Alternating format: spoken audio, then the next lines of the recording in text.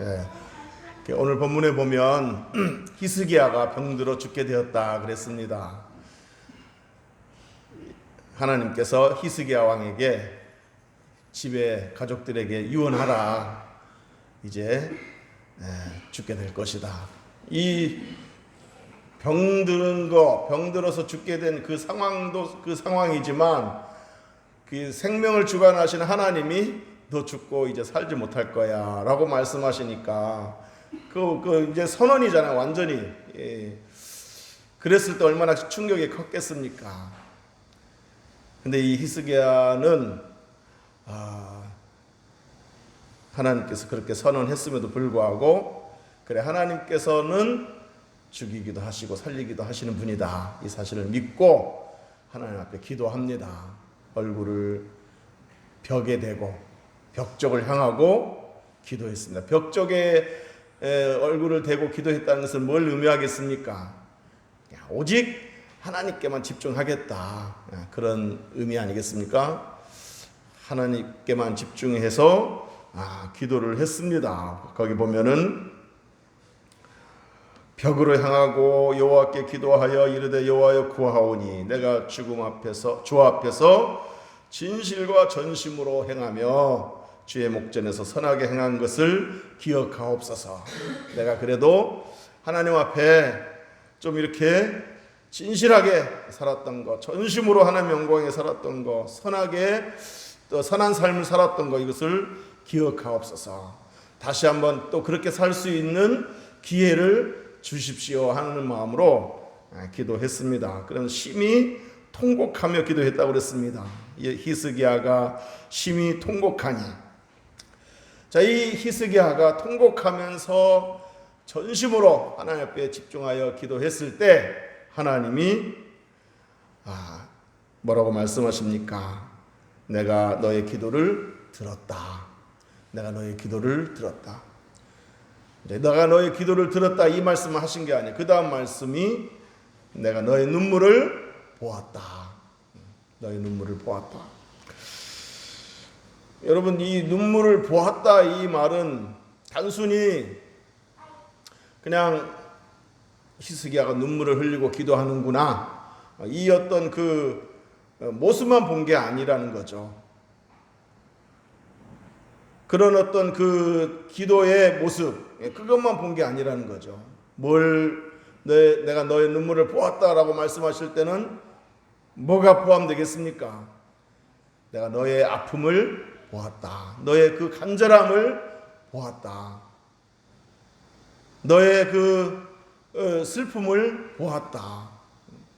이런 의미가 담겨 있는 것입니다. 그러니까 제가 눈물 흘리고 기도하는구나. 이 모습만 본 게 아니고 그 히스기야의 마음을 헤아렸다는 이야기입니다.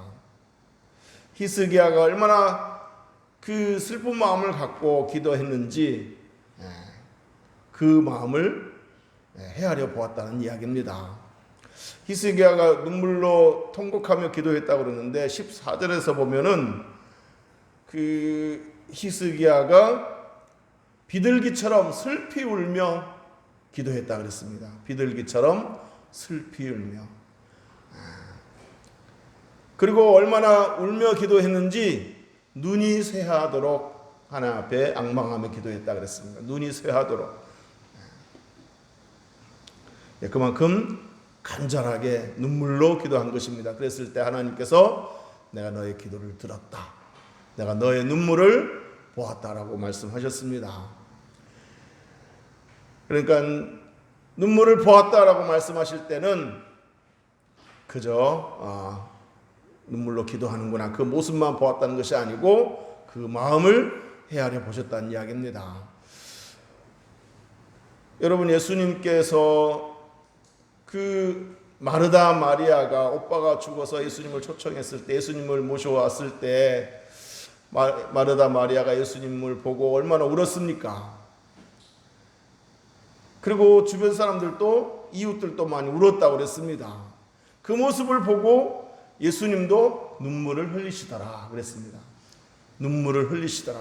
그러니까 예수님께서 눈물을 흘리시더라 이 말은 뭐예요?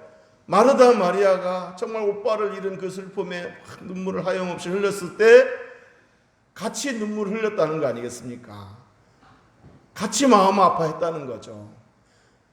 그 슬픈 마음을 같이 나눴다는 얘기입니다. 그러니까 예수님께서 우리가 어떤 문제를 가지고 절박함을 가지고 기도할 때 우리 하나님께 능력이 있으시기 때문에, 단순히 능력이 있으시기 때문에 우리의 기도에 응답하시는 것이 아닙니다. 능력이 있기 때문에 우리의 문제를 해결하시는 것이 아닙니다. 능력도 있으시지만 우리 마음을 아시고 우리 마음을 헤아리시고 또 우리를 긍휼히 여기시는 그런 그 감정이 있으시기 때문에 우리 하나님께서는 그 기도에 응답하시는 것입니다. 단순히 그냥 능력이 있으시니까 해줄게 이런 게 아니고 먼저 그 사람의 아픔을 공유하고 그 사람의 그 슬픔을 이해하고 그 사람의 그 상황을 헤아리고 그래서 먼저 그 마음을 나누고 그런 다음에 그 문제를 해결하시는 거예요. 아무 감정 없이 능력 많으시니까 알았어 해줄게 이렇게 한 것이 아니라는 이야기입니다. 얼마나 너의 눈물을 보았노라 이 말씀이 우리에게 얼마나 위로가 되는지 모릅니다. 물론 눈물 흘리며 기도해야만 하나님께서 그 기도에 응답하시는 것은 아닙니다. 꼭 눈물의 기도만이 간절한 기도, 그런 기도라고 할 수는 없습니다. 눈물을 흘려야만이 하나님이 응답하시는 것은 아닙니다. 그렇지만은 그 눈물을 흘렸다는 것은 뭘 의미합니까? 그만큼 절박함을 표현했다는 것이고 그만큼 그 마음을 깊게 토로했다는 이야기입니다. 그 한나가 그 아기를 못 낳고 그러니까 첩이 막 조롱하죠. 첩이 막 그 마음을 막 괴롭게 하죠. 그때 이 한나가 많이 울었다고 그랬습니다. 첩이 막 조롱하며 괴롭게 할 때마다 한나가 괴로워서 울었다고 그랬어요. 근데 한나는 그 괴로움에 그 우는 것으로 그치지 않고 그 괴로움을 누구에게로 가지고 나갔습니까? 하나님께로 가지고 나갔습니다. 그래서 성전에 가서 하나님께 통곡하며 기도했다고 그랬습니다. 통곡하며.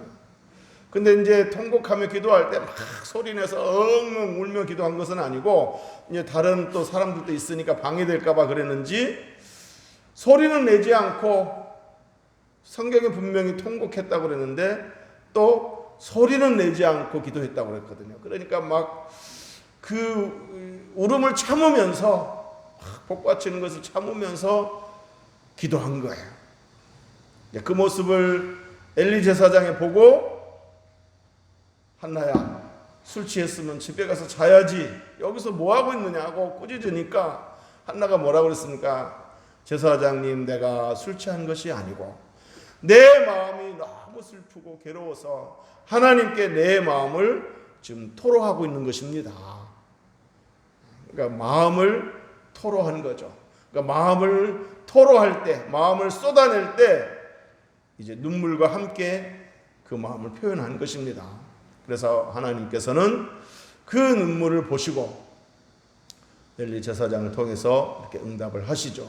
그리고 사무엘을 낳게 되고 사무엘뿐만 아니라 또 5 남매를 더 한나에게 주었습니다. 자식 못 낳는다는 그런 서러움이 있던 그 한나가 정말 눈물로 기도했을 때 하나님께서 그렇게 응답을 하셨습니다. 우리 하나님께서는 저와 여러분의 눈물을 보시는 줄로 믿습니다. 성경에 눈물로 기도할 때 또 하나님 응답하시는 그 장면들이 많이 있는데 그 중에 또 하나가 뭐 있습니까? 하갈이 사울에게 사라에게 쫓겨나서 광야에서 이제 먹을 것 떨어지고 마실 물이 떨어졌을 때 이제 자기도 괴롭지만 아들이 죽어가고 있었어요. 아들이 죽어가는 모습을 차마 옆에서 볼 수 없어서 아들과 조금 떨어져서 하나님 앞에 기도했다고 그랬습니다. 통곡했다고 그랬죠, 성경에. 통곡하며 막 울부짖었을 때 하나님이 하갈에게 뭐라고 말씀하십니까? 하갈아, 내가 너의 아이의 신음소리를 들었다 그랬습니다. 그러니까 울기는 누가 울었는데? 하갈이 울었는데 하나님은 내가 너의 눈물을 보았고 너의 기도를 들었다, 너의 부르짖음을 들었다 이렇게 말씀하시지 않고 너의 아이의 신음소리를 들었다 이렇게 말씀하시지 않습니까? 물론 하나님께서 하갈의 그 부르짖음을 들으시고 하갈의 눈물을 보셨습니다. 그렇지만은 이제 너의 아이의 신음소리를 들었다라고 말씀하신 것은 뭘 의미하는 것이겠습니까? 우리가 자식을 위해서 기도할 때, 자식을 위해서 눈물로 기도할 때 하나님 우리 눈물을 보시고 우리 자녀들의 그 살아가면서 버거워하고 힘들어하는 그 모습을 지켜보시고 그것을 들으시고 그 자녀들의 문제를 해결하신다는 것입니다. 세상은 얼마나 각박하고 버겁습니까? 우리 자녀들이 그런 그 삶 속에서 버겁게 힘겹게 살아가는 모습을 볼 때 여러분들이 그 자녀들의 문제를 가지고 기도하시기 바랍니다. 눈물로 기도하면 하나님께서 우리 자녀들의 그 고달픔을 보시고 아시고 들으시고 우리 자녀들의 삶을 붙드실 줄로 믿습니다.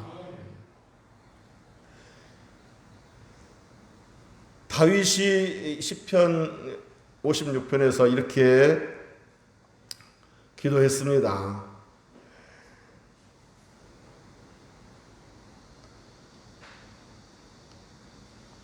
나의 유리함을 주께서 계수하셨으니 시편 56편 8절에서 나의 유리함을 주께서 계수하셨으니 나의 눈물을 주의 병에 담으소서. 나의 유리함을 주께서 계수하셨다 이 말은 무슨 말이에요? 유리한다는 말은 방황하고 떠돈다는 얘기 아니겠습니까? 다윗은 그 골리앗 장군을 무찌른 후에 사울 왕의 사위가 되었습니다. 군대 장관이 되었습니다. 이제 다윗 앞에 탄탄대로가 있어 보입니다. 그런데 하나님께서 다윗에게 시련을 허락하시죠. 그래서 사울에게 시기 질투를 받아서 사위인데도 이 사울 왕이 다윗을 시기한 거예요. 그래서 사울 왕의 시기와 질투 때문에 사울 왕에게 죽임을 당할 뻔도 여러 번 있었고 결국은 사울 왕을 피해서 이제 궁궐을 떠나서 방황을 합니다. 들에서 굴 속에서 지내면서 떠도는 신세가 되었습니다.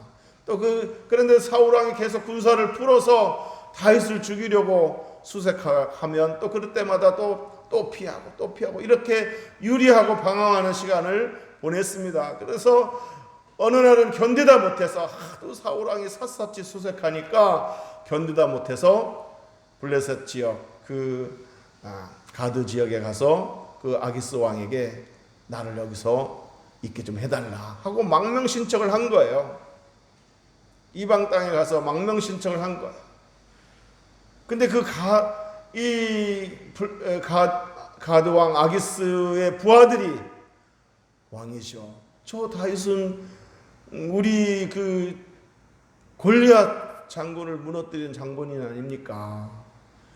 지금 망명 신청한다고 왔지만 언제 변심할지 모르고 언제 우리를 해야 할지 모릅니다.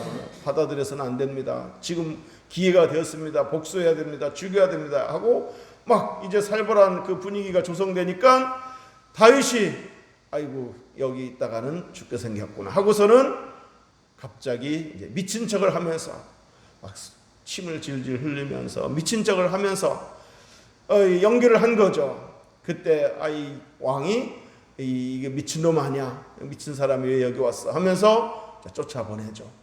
그렇게 해서 겨우 생명을 건졌습니다. 자, 그렇게 하고 나왔을 때 다윗의 마음이 얼마나 비참했겠습니까? 한번 생각해 보세요. 사울 왕이 그렇게 쫓겨다니다가 들에서 외롭게 굴 속에서 외롭게 지내다가 이제 망명 신청을 해보려고 했는데 그것도 여의치 않고, 그래서 그냥 미친 짓까지 해서 내가 이 살아나왔다니, 내 인생이 뭐냐, 내 삶이 왜 이렇게 기구하냐, 이런 생각에 그 마음에 막 비참함이 흘러나오고 눈물이 나왔을 것입니다. 자, 그런 심정을 가지고 이 시편 56편 8절에서 이렇게 기도한 거예요. 이 시편 56편은 그 배경에서 했던 기도인 겁니다. 뭐라고 기도했습니까? 나의 유리함을 주께서 계수하셨으니, 내가 그동안 떠돌고 힘들게 살았던 것을 주께서 다 계수하셨습니다. 다 헤아려 보셨습니다. 그동안 이 유리하면서 흘렸던 눈물이 얼마나 많습니까? 이 눈물을 주의 병에 담으소서. 이 눈물을 주의 병에 담아달라는 것은 뭐예요? 이 내가 흘린 눈물만큼 그 눈물의 한을 좀 풀어주세요. 이런 기도 아니겠습니까? 이제는 좀 그 유리함을 그치고 방황을 그치고 떠도는 신세를 좀 그치게 하시고, 이제는 눈물 흘릴 일이 없게 하시고, 이제는 정말 내 삶을 좀 아름답게 탄탄하게 해주세요 하고 기도하는 그런 내용인 것입니다. 자, 그랬을 때 하나님께서 그 기도를 들으시고 마침내 때가 되었을 때 정말 이제 사울 왕은 전쟁터에서 죽고 이제 다윗은 왕궁으로 입성하게 되고, 거기서 원수들이 보는 눈앞에서 찬란한 대관식을 합니다. 원수들이 보는 눈앞이라는 것은 그동안 사울 왕의 부하가 되어서 다윗을 죽이려고 했던 그 군사들이 이제는 다윗 왕의 이제 부하들이 되어서 그 대관식 할 때 다 엎드려서 경배하는 거죠. 그래서 나의 유리함을 주님께서 다 아십니다. 나의 눈물을 다 주님께서 보셨습니다. 이 눈물을 주의 병에 담으소서. 이 눈물을 흘린 만큼 나에게 좀 보상해 주세요 하고 기도했을 때 하나님은 그 눈물의 한을 풀어주셨습니다. 마침내 때가 되어 다윗을 존귀한 자리에 세우셨습니다. 사랑하는 성도 여러분, 우리 하나님은 우리의 기도를 들으실 뿐만 아니라 우리의 눈물을 보시는 분이라고 했습니다. 오늘 본문에도 내가 너의 기도를 들었고 내가 너의 눈물을 보았노라. 사람은 감정의 동물이라 눈물이 약합니다. 그래서 누군가에게 눈물로 호소하면 마음이 약해져서 그 호소를 안 들어줄 것도 들어주게 되는 것을 볼 수 있습니다. 그런데 우리 하나님은 눈물이 있으신 하나님이십니다. 여러분, 우리가 이렇게 감정이 있다는 것은 하나님께 그런 감정이 있기 때문에 우리 감정이 있는 거예요. 왜? 하나님 우리를 창조하실 때 하나님의 형상을 따라 창조하셨다고 그랬거든요. 하나님의 형상을 따라 창조했다는 말은 하나님의 인격을 닮은 존재로 창조했다는 얘기입니다. 그러니까 우리에게 그런 어떤 지적인 면, 정적인 면, 의지적인 면, 이런 감정의 인격의 요소가 있다는 것은 하나님께 그런 인격이 있다는 거 아니겠습니까? 하나님의 인격을 닮은 존재이기 때문에, 하나님의 형상을 따라 지음받은 존재이기 때문에. 그러니까 우리가 때로 슬플 때 막 눈물 나고 이런 것은 곧 하나님께도 눈물이 있다는 얘기입니다. 그러니까 예수님께서 그 마르다 마리아가 오빠를 잃은 그 슬픔에 막 눈물을 흘렸을 때 민망히 여기시고, 민망히 여겼다는 말이, 여기서 민망히 여겼다는 말은 긍휼히 여기시고 안타깝게 여기시고 눈물을 흘리시더라. 눈물을 흘리신 거죠.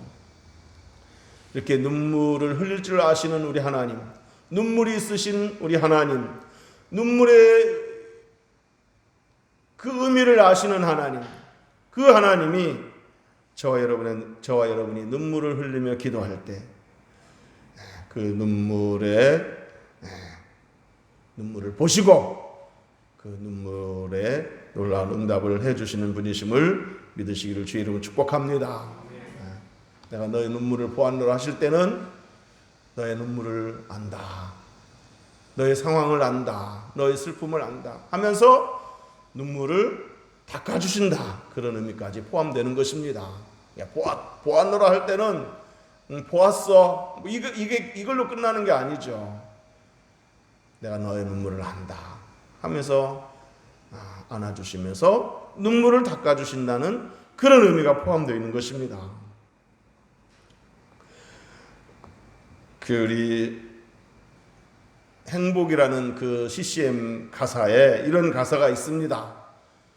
눈물 날 일 많지만 기도할 수 있는 것. 얼마나 멋있는 가사입니까? 눈물 날 일 많지만 기도할 수 있는 것. 참 우리가 눈물 날 일이 얼마나 많이 있습니까? 살다 보면.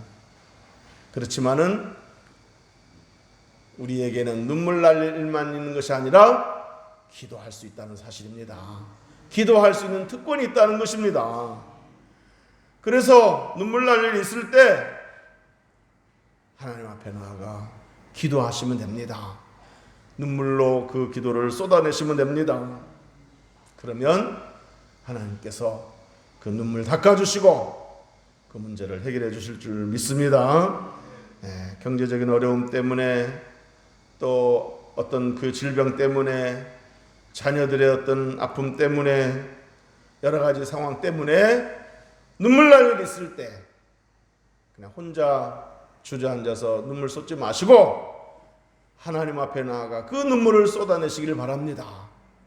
한나의 눈물을 닦아주신 것처럼, 하갈의 눈물을 닦아주신 것처럼, 그 다윗의 눈물을 닦아주신 것처럼 여러분의 눈물 또한 닦아주실 줄 믿습니다. 눈물 날 일 있을 때 기도할 수 있는 것, 눈물 날 일 많지만 기도할 수 있는 것, 우리의 기도를 들으시는 하나님, 우리의 눈물을 보시는 하나님, 우리의 눈물을 닦아주시는 하나님, 그 하나님이 저와 여러분에게 있다는 사실을 꼭 기억하시고 눈물 날 일이 있을 때 눈물 흘리고만 있지 마시고 그 눈물을 하나님께 쏟아내셔서 하나님께서 눈물 닦아주시고 그 문제를 해결하시는 것을 경험하시기를 주의 이름으로 축복합니다. 눈물을 흘리며 씨를 뿌리는 자는 기쁨으로 거둔다 그랬습니다. 눈물을 흘리며 씨를 뿌릴 때, 특별히 기도의 씨를 뿌릴 때 하나님께서 그 기도의 아름다운 열매를 맺게 하실 줄로 믿습니다. 울며 씨를 뿌리러 나가는 자는 반드시 기쁨으로 그 곡식단을 가지고 돌아오리로다. 믿습니까? 믿습니까? 기도하겠습니다.